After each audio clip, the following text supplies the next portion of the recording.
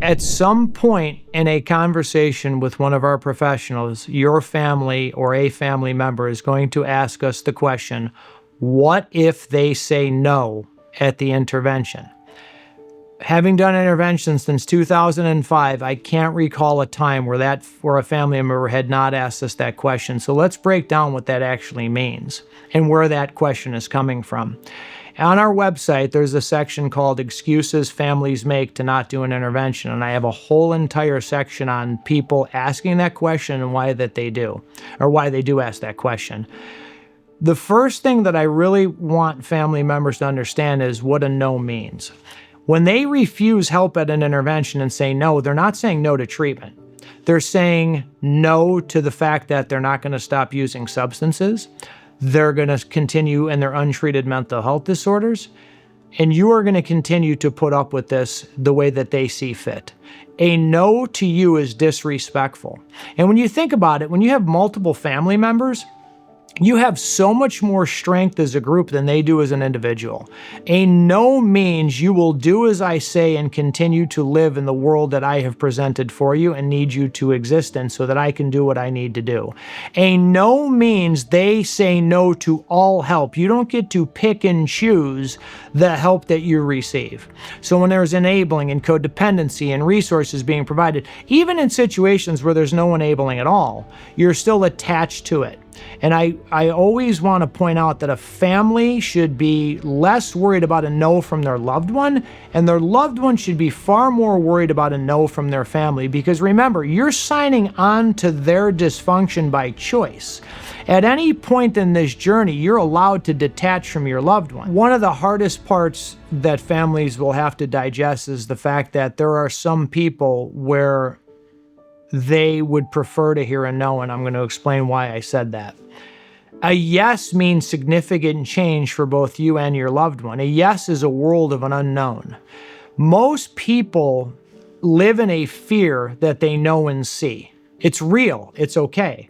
But where they get stuck, just like their loved one, is the anxiety they attach to a fear. The woulda, coulda, shouldas, ifs, ands, and buts. Stuff that has never happened. I don't want to misquote Mark Twain, but it's something he says is, I've had a lot of worries in my life, none of which ever happened. And families sit there and they create an anxiety in their minds of the situation that becomes so profound. They scare themselves from addressing the situation, and their only resolve is to go back to the known fear in the day-to-day routine that they're comfortable in because that's what they've been doing. So you're worried about them saying no, and you're saying no to professional help like ours for the same exact reasons as your loved one is. There's a fear of change in that. If you were to come into our office and sit in our family recovery coaching program and see the different departments, and you saw the way families acted after an intervention when there's a refusal of treatment versus the one where there's an acceptance, you would most likely believe that the families whose loved ones said no struggle far more. And that isn't true. Families actually struggle significantly more in the department in which the loved one has accepted help than in the department where the loved one has refused, because there's a lot more work and change that occurs in that department. You've been living with a no for how long? You actually know how to operate there. You don't know how to operate in a healthy family system, which is where a yes is going to take you. So rather than ask us, what if they say no? Why don't you ask us, how do you turn a no to a yes? Because you're going to get a no at some point in the journey. Most people will say yes at the intervention, and then they'll fight us when they get to treatment and try to leave against medical advice. You will hear a no at some point.